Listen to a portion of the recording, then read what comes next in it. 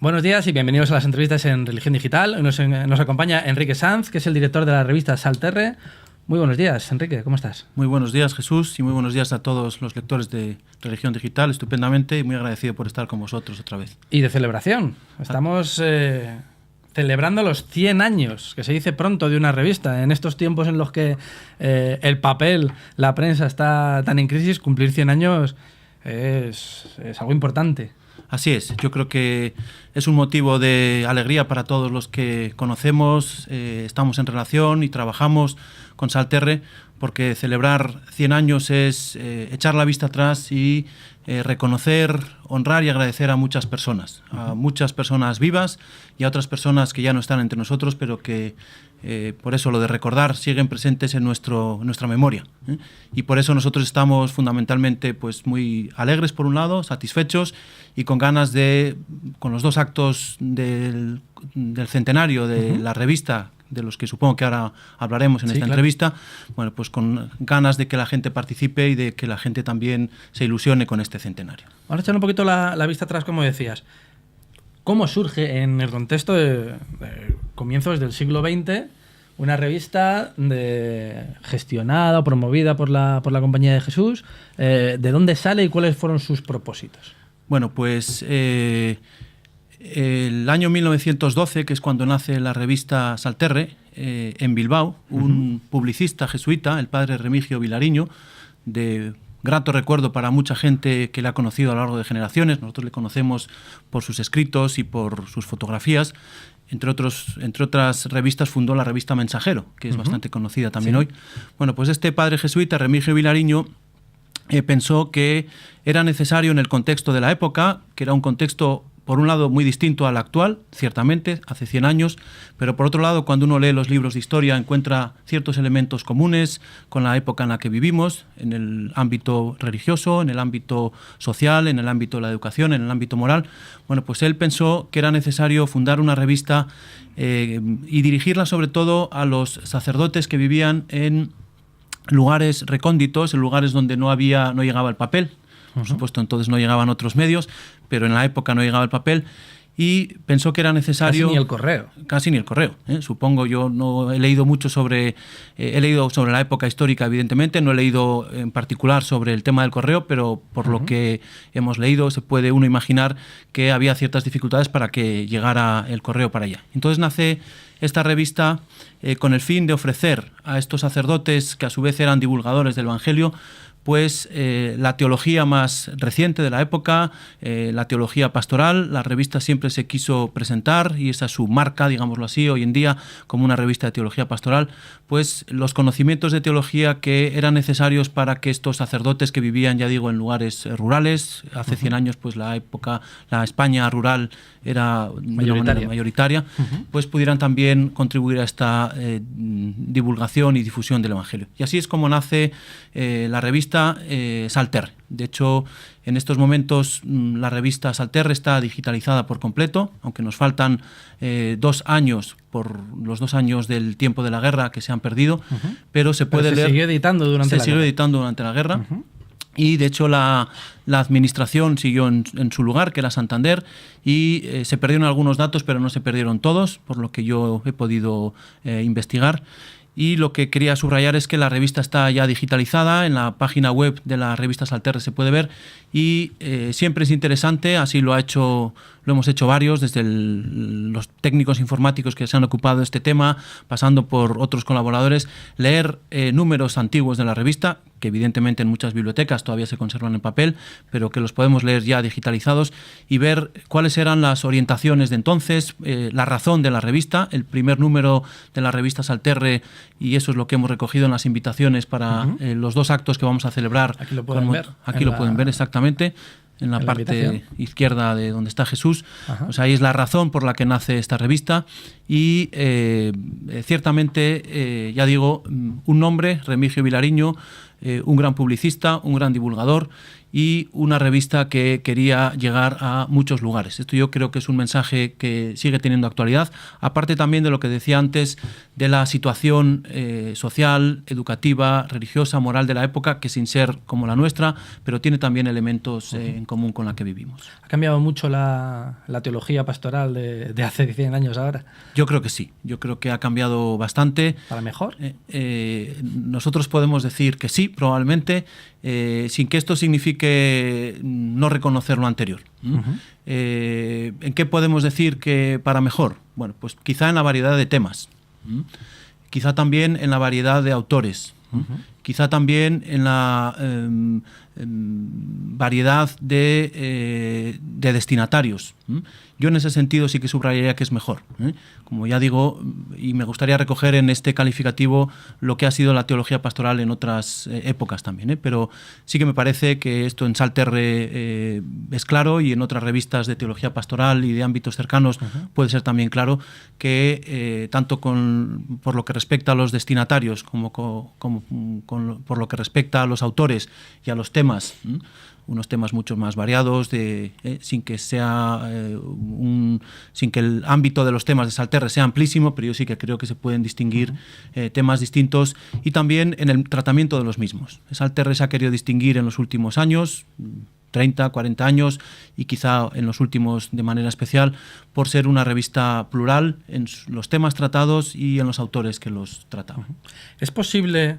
Se habla mucho de que la teología pues, es un estudio para muy entendidos.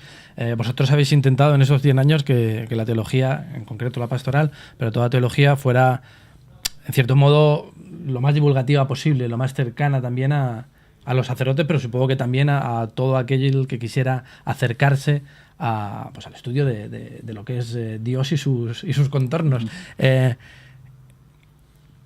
¿Es posible que la teología sea un saber que se pueda divulgar, que pueda estar de moda, o en una sociedad como en la que estamos, con tanta posibilidad de información, un saber como la teología está en una esquina apartado? Yo creo que es posible. Yo no negaría tampoco que es un saber que no está en un lugar central. Yo creo que la teología no está de moda, y con esto no bajamos los brazos, pero yo sí que creo que es posible decir que la teología sigue resultando de interés para personas de nuestra sociedad. Ahora me centraría más en personas de nuestro ámbito, pues más bien en España, sin olvidar a otros ámbitos a los que la revista también ha llegado en los últimos años y quiere seguir llegando, como sería América Latina, pero por hacer un paréntesis en este momento, de nuestros suscriptores actuales, el 80% son del ámbito español, en España, y el 20% son de otros continentes, incluido también China. A China llega la revista, o sea que por tanto tenemos ahí un espectro un poquito más amplio. Pero volviendo a la pregunta que me hacías, yo sí que creo que la teología sigue despertando interés. Me parece importante recoger 2 o 3 cosas. Una, ¿cuáles serían los temas principales de interés? Yo podría hacer un recorrido. ¿Cuáles podrían ser? Bueno, pues yo recogiendo alguno de los números más recientes de Salterre, me gustaría citar, por ejemplo, el de abril, que aquí lo tenemos delante, el de abril de 2012. Se titula Sal o Luz y la visibilidad. Y en ese número hay varios artículos que yo aconsejo vivamente leer. Y hay uno de Juan Martín Velasco, que fue colaborador de Salterre durante muchos años, en el que creo que presenta con mucha claridad en qué consiste la dinámica de la encarnación, que sería ser sal, y en qué consiste la dinámica de la luz, que sería quizá aquello en lo que se ha insistido más en los últimos años desde instancias eclesiales y eclesiásticas en la nueva evangelización. Yo estaría bastante de acuerdo en que es necesario en este momento ser sal, rescatar y recuperar esa dinámica encarnatoria que nace en los años anteriores al Vaticano II y que en el Vaticano II se pone mucho de relieve. Y en ese sentido, en esa dinámica encarnatoria, que es los cristianos vivimos en una sociedad rica, plural, en la que están presentes los valores evangélicos, y en el contacto con otras personas es donde nos damos cuenta de que la teología sigue teniendo vigencia. la gente con la que vivimos, cristianos de más tradición, cristianos de menos tradición, cristianos en búsqueda, personas incluso que no son cristianas, pero que están abiertas al encuentro con otras personas y al diálogo, plantean cuestiones, plantean preguntas que creo que tienen relevancia e interés. Yo subrayaría también que me parece muy necesario, además de los temas, voy a citar también alguno más ahora. Nosotros hemos tratado en la revista, voy a citar de los últimos años, del último año, por ejemplo, la Jornada Mundial de la Juventud. Y la Jornada Mundial de la Juventud desde ópticas quizá un poco distintas a las que se han tratado en otros ámbitos. Por ejemplo, la importancia de la comunicación en la Jornada Mundial de la Juventud, la importancia de la comunicación en relación con la evangelización.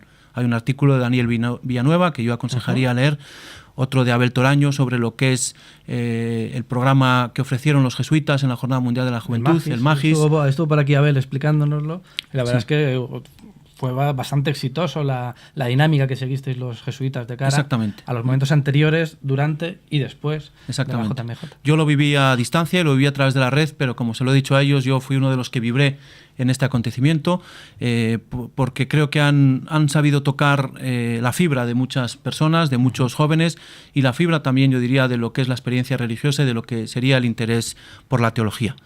Nosotros hemos tratado también en Salterre el tema del sufrimiento, creo que es un tema teológico de fondo.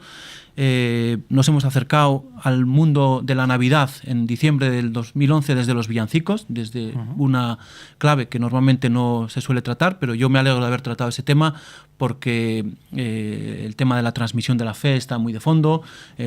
¿Por qué los niños pequeños en nuestros colegios, sean religiosos o no, hablo más bien en Madrid o en España, siguen cantando villancicos? Pues alguna de estas preguntas está también en esos números. Temas como la liturgia y el compromiso, que creo que tiene también cierta relevancia, el Vaticano II, el silencio en la Iglesia, la sociedad en la que vivimos, que la titulábamos nosotros, la calificábamos mejor como una sociedad amordazada, pues han sido temas de la revista de Teología Pastoral. Incluso en este último número he visto que abordáis el tema de los CIES, de los centros de internamiento, que habla Daniel Izuzquiza del asunto, que está de plenísima actualidad, y muchísimo más ahora cuando estamos hablando de reformas sanitarias y posible expulsión o endurecimiento de las normas para inmigrantes legales o ilegales, aunque ninguna persona debería ser ilegal, pero bueno. Sí. Recogemos también en la revista Salterre desde hace un año, ahí es donde está el artículo que citas de Daniel Izuzquiza, una serie de artículos breves en una sección que creamos el año pasado que se titula En pocas palabras, que trata también de enganchar con el resto de los números de la revista desde claves de temas muy de actualidad. O sea, nosotros pensamos que para la revista y para la divulgación de la teología pastoral el lenguaje es fundamental. Antes he hablado mucho de los temas, he citado algunos, pero yo creo que el lenguaje que utiliza Salterre es comprensible, o así deseamos que sea. Toca a los lectores juzgar si es más o menos, o si se pueden hacer valoraciones al respecto, pero insistimos mucho en eso, en el lenguaje, en los temas, incluso en temas más de actualidad. Esa sección que creamos el objetivo era doble. Uno, temas muy de actualidad, como estoy diciendo, y por otro, en una dosis breve, porque como tú bien sabes, por el mundo en el que te manejas de la comunicación, pues las dosis breves llegan a muchas... Las pildoritas, las pildoritas breves. No podemos pasarnos de las 1100 palabras, porque más de 1100 palabras para alguno es una... Vivimos con demasiada prisa y a veces perdemos esa capacidad de análisis, pero bueno, en todo caso hay que intentar, incluso en ese pequeño formato, dar esas píldoras para que determinadas personas puedan pararse y reflexionar en un momento dado, y eso es una gran riqueza. Así es. Por ejemplo, en el número de mayo que acaba de salir, que aquí también lo tenemos, la pildorita breve, el número de mayo sobre el arte del discernimiento, o la práctica del discernimiento, mejor dicho, que es el título. ¿Qué es discernir? ¿Qué se discierne? ¿Qué son las mociones? Ayudas para no desnortarse, es el subtítulo. Así es. Para no desnortarse con el discernimiento y la elección de fondo. Bueno, pues la colaboración breve, que es a la que nos referíamos ahora y que aconsejo también que se lea, se titula Últimas Comuniones. Nos planteamos la cuestión de las primeras y últimas comuniones. Sí, porque hay muchos chavales que la única vez que se acercan al al sacramento es en ese momento. Pues así parece por lo que dice la gente que trabaja más directamente con ellos, los que hacen pastoral y con los que nosotros también queremos entrar en contacto en nuestra revista, que la cuestión de las comuniones es una cuestión muy importante, no solo por la pregunta primeras, últimas comuniones. El artículo que escribe Gerardo Villar, que es un jesuita que trabaja precisamente en una parroquia en este tema, es una carta dirigida a los padres, una carta evidentemente imaginaria, pero es una carta con esos padres con los que uno trata cuando se prepara la comunión. Y ya no solo es una cuestión de si el niño o la niña con 9, con 10 años, depende de la ciudad donde se haga la comunión, va a seguir comulgando o no comulgando, sino es una cuestión también familiar. Yo creo que las primeras comuniones, o con la pregunta del artículo de Salterre, últimas comuniones, tocan de fondo una realidad muy presente para muchas familias y es una ocasión también importante para que aquello que se ha vivido, aquello en lo que se ha creído, pues se pueda volver a expresar, a formular, a entender de otra manera un poco distinta. Hablamos, si quieres, de estos dos actos que habéis preparado para el centenario. El primero es este mismo sábado, día 12 de mayo, en Santander, en el lugar donde nació todo. Cuéntanos un poco, vemos que está el obispo de Santander, y hay una conferencia y un homenaje a directores y colaboradores de la revista, que es un acto probablemente más íntimo que el congreso que vais a preparar en Madrid. Cuéntanos un poquito. Sí, exactamente.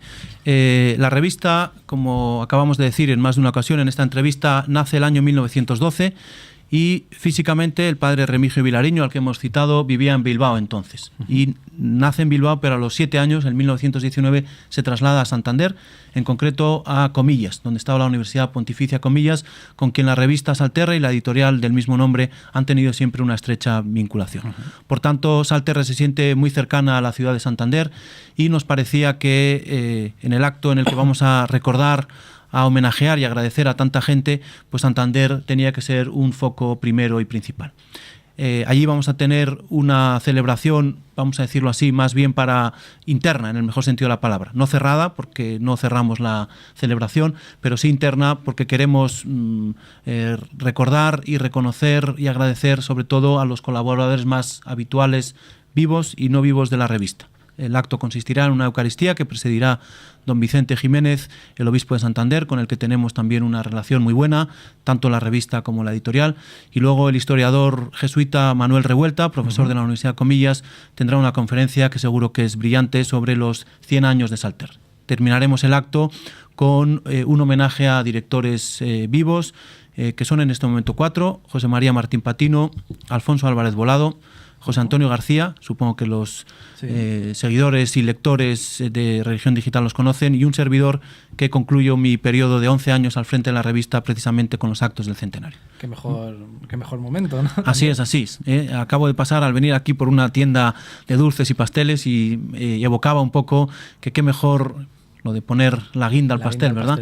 Qué mejor modo de acabar un periodo que para mí ha sido ciertamente feliz y dichoso, pues con la celebración de este centenario, que como estoy diciendo en más de una ocasión en esta revista, quiere ser, y por eso los actos, el primero ya lo hemos mencionado, ahora haremos referencia, si quieres, Jesús, al de Madrid, queremos recordar y homenajear, porque hay mucha gente que nos ha dejado un gran legado, y queremos homenajearles, queremos respetarles. Sí, también celebrar esa vida y ese compromiso que se hizo, que muchas veces el recuerdo suele ser más oscuro de muchísimas cosas, y esto no, o sea, hay que celebrar la vida de una revista y de las personas que le hicieron posible a lo largo de tantos y tantos años. Hay que celebrarlo, y hay que celebrarlo con satisfacción, con alegría y sobre todo con la gente que quiera participar en las celebraciones, que eso también a nosotros nos honra, y por eso también hacer un primer acto en Santander, porque la vinculación, como acabo de señalar, ha sido siempre muy importante con la ciudad de Santander, y en ese sentido pues los lectores de Santander o las personas más cercanas a la revista y a la editorial, pues queremos también tener un primer contacto con ellos el próximo sábado 12 de mayo en la ciudad de Santander. Fantástico. Y luego los días 1 y 2 de junio en la Universidad de Comillas en Madrid, la teología pastoral y su encrucijada, que es un congreso para el centenario, probablemente más académico. Estoy viendo que hay una importante presencia de todos los provinciales y responsables jesuitas en España, pero también estamos hablando de José Sánchez, el obispo emérito de de Sigüenza Guadalajara, don Ricardo Blázquez, el arzobispo de Valladolid, vicepresidente de la Conferencia Episcopal. Bueno, hay muchísimos ponentes. Cuéntanos un poco a quién está dirigido y qué pretende la pastoral, la teología pastoral y sus encrucijadas. Pues cuando pensamos en cómo celebrar el centenario, con esos verbos que he señalado ya repetidamente, y decidimos los 2 actos, uno me acabo de referir a él, el segundo queríamos dedicarlo sobre todo a nuestros lectores y a nuestras lectoras. Muchos de ellos están en Madrid y nos parecía que era el lugar adecuado. Estuvimos dudando si Madrid, si otra ciudad, y finalmente nos decantamos por Madrid, sabiendo que siempre esto tiene sus pequeños riesgos. Pero esperamos que lectores y lectoras de Madrid y de alrededores puedan participar en la medida en que ellos quieran y en la medida en que ellos lo puedan hacer en este congreso. Por tanto, los destinatarios de nuestro congreso, en primer lugar, son nuestros lectores y nuestras lectoras. Estamos hablando de que es importante celebrar y celebrar satisfactoriamente, y para nosotros, ahora me refiero también a los colaboradores de la revista, a los escritores, al consejo de redacción, que siempre son el soporte de la misma, y a las personas que trabajan en la administración, sobre todo en Santander, que son los que más ayudan y más hacen posible que la revista vea la luz. Ese trabajo callado, sordo, que no se ve. Exactamente, ese trabajo creo que es imprescindible para que una revista salga a la calle. Y muy profesional, y por eso hago un paréntesis en la referencia al Congreso para honrar también en este centenario a estas personas que estoy diciendo, a los escritores, españoles y no españoles, los que están más cerca geográficamente hablando y más lejos, a los colaboradores habituales que nos plantean preguntas, que nos muestran sus intereses, y a las personas que trabajan en la administración de la revista y la editorial, cuyo trabajo siempre es muy agradecido. Bueno, pues nos parecía que a nuestros lectores había que hacerles partícipes del centenario, y qué mejor que hacerlo con un tema que es el que está en el núcleo de nuestra revista. Nosotros he citado antes algunos de los temas más recientes, algunos de los temas que más nos han interesado, pero lo que nos parecía es que para organizar un congreso podíamos partir de la pregunta que está detrás de nuestra revista. ¿Qué es la teología pastoral? ¿En qué consiste? Yo no recuerdo que en los años que he estado yo, que son ya 11, ni en los anteriores, hayamos dedicado un número explícitamente a esto. No digo que los números no hagan referencia a esto, porque evidentemente lo hacen. Están imbuidos en el espíritu y en la letra de la revista, pero no específicamente como tema. Así es. Y entonces nos parecía que la pregunta de fondo es ¿qué es la teología pastoral y cuáles son sus encrucijadas en este momento? Quizá eso sí que sería una característica de los tiempos en los que vivimos. Antes me preguntabas, Jesús, si la teología pastoral de ahora era mejor que la de antes. Yo supongo que el tema de las encrucijadas sería un aspecto que más se puede subrayar en la época en la que vivimos. También muy jesuita, el estar en las fronteras. Exactamente. Y ver, juzgar y actuar a partir de la realidad. Exactamente. Y entonces esa es la pregunta que está de fondo en el Congreso, y desde ahí pues organizamos un congreso en el que vamos a tener sobre todo 5 o 6 conferencias en torno a esta pregunta, y que tienen que ver con la cultura en la que vivimos, con el lenguaje que utilizamos, y con otra serie de cuestiones, por ejemplo los jóvenes, y para los que hemos invitado a ponentes conocidos para Salterre y conocidos seguro que para los lectores de Religión Digital, como Luis González Carvajal, profesor de Teología Pastoral durante muchos años, Carles Suc, director de la revista de Teología Pastoral, José María Rodríguez Olaizola, que trabaja ahora en Valladolid, trabaja en la editorial Salterre, pero también trabaja Pastoral SJ, que es un Pastoral proyecto SJ, muy, muy interesante. Y Rezando Voy, que es un proyecto de la de la editorial Salterre y de los jesuitas de la provincia de Castilla. Trabaja en una oficina digital cuyo objetivo es crear contenido en este momento en el que, tú lo sabes muy bien, tan necesario es crear contenido en el ámbito digital, y el proyecto es un proyecto conjunto de la editorial Salterre y de la provincia de Castilla. Bueno, al Congreso también nos honran con su presencia don José Sánchez, obispo emérito de Sigüenza, y don Ricardo Blázquez, vicepresidente de la Conferencia Episcopal Española. A ellos les hemos pedido que más bien se ocupen, uno inaugurará el Congreso, otro lo clausurará, de lo que es la relación entre teología pastoral y comunicación. Van a tener cada uno una ponencia al respecto, y queríamos también abrir el Congreso no solo a la pregunta ¿qué es la teología pastoral?, sino también a la comunicación y teología pastoral. Esperamos contar con la presencia de todas las personas que quieran acercarse al Congreso, que será el día 1 y 2 de junio en Madrid. En la Universidad Pontificia Comillas, en el Aula Magna, creo que es.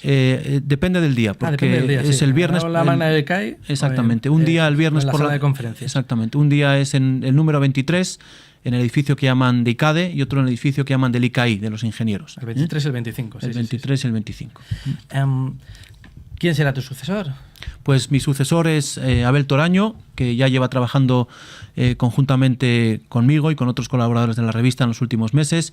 Oficialmente hacemos el cambio el día 1 de junio, por tanto yo me despido con este acto de Santander y con el acto de Madrid, el Congreso, más bien el acto de Santander, porque como decíamos antes, es un acto dirigido más bien a conocidos, a amigos. En el Congreso pues no hace falta que yo me despida oficialmente, y yo creo que Abel Toraño va a ser un buen director de la revista. Ha trabajado en el proyecto Magis, del que hemos hablado antes. Yo creo que sabe gestionar grupos. Es un magnífico comunicador. Magnífico comunicador. Conoce bien también la teología pastoral, y yo creo que también es sensible a alguno de los retos que puede tener la revista, que yo quizá los enumero, y ahora hablo más de mí, de mis tiempos, del consejo de redacción, pero creo que sintoniza con estos retos y habrá que ver un poco cómo se pueden llevar adelante. Yo diría que a él le va a tocar, por ejemplo, tener en cuenta la mayor presencia de la revista en el mundo de Internet. Esto es una preocupación que nosotros llevamos arrastrando, en el buen sentido de la palabra, desde hace unos años, y que creo que conviene plasmar de la mejor manera posible. Quizá una colaboración con la Oficina Digital de Valladolid, a la que me refería antes, pueda ser una plataforma muy importante. Sí. Yo creo que también Abel Toraño, que como digo es un buen director y va a hacer una labor exquisita. A mí me tocará, tendré el placer de observarlo, no desde la distancia, sino desde la distancia respetuosa. Le va a tocar también quizá cultivar y aumentar los lazos con América Latina. Salterre Revista y Salterre Editorial de siempre, pero sobre todo en los últimos años ha tenido mucha vinculación con América Latina. Además es un puente que llevamos más de 5 siglos. Claro. Tendido y que no hay que descuidar. Claro, y es cierto que yo creo que hay que buscar nuevas maneras de expresar esa comunicación y esa relación, porque en América Latina, gracias a Dios, en estos momentos también tienen muy buenas revistas, tienen buenos escritores, tienen buenos proyectos, y ya no se trata solo de los nuestros, sino de cómo podemos desde las dos orientaciones aprender y crecer. Y luego yo creo que el último reto que le puede tocar a Abel Toraño tiene que ver más con la reorganización que se está dando en la Compañía de Jesús en España. Como supongo que sabes, porque has entrevistado el proceso de integración de las 5 provincias jesuíticas que hay en este momento en España, que probablemente culmine el año 2016, si no es antes. Bueno, pues yo creo que le va a tocar también tratar de encajar en ese proceso de reorganización las publicaciones que tenemos los jesuitas en España. Yo creo que es un buen momento. A lo mejor, quizá, esta es mi opinión personal, vamos con un poquitín de retraso, pero de plantearnos cómo podemos mantener todas esas publicaciones y sobre todo cómo se pueden implantar mejor en nuestras obras jesuíticas. Yo creo que esto es una de las cosas que más me ha llamado a mí la atención en mis años de director de la revista, que colaboradores cercanos del Consejo de Redacción o de otros ámbitos siempre nos decían: los jesuitas tenéis una red enorme de centros educativos, por ejemplo, donde hay potenciales lectores de Salterre y también de otras revistas de ámbito jesuítico, y yo tengo la impresión de que podemos, si me permitís la palabra, explotar mejor, entrelazar mejor estas potencialidades. Y yo espero que también la implantación de Salterre en las obras educativas jesuíticas, y no solo educativas, porque también tenemos obras apostólicas del ámbito de los ejercicios espirituales, de la espiritualidad, y en lo social templos, también, claro. Lo social, pues se pueda crecer también por ahí. Pues Enrique, muchísimas gracias por tu tiempo, por esos más de 10 años al frente de la revista. Felicidades en la parte que te toca, que es mucha en este centenario, y ojalá que podamos seguir viendo Salterre para rato. Pues muchas gracias a vosotros, también a los lectores de Religión Digital, y esperemos que así sea. Esperemos que podamos leer en papel y en la pantalla durante muchos años Salterre.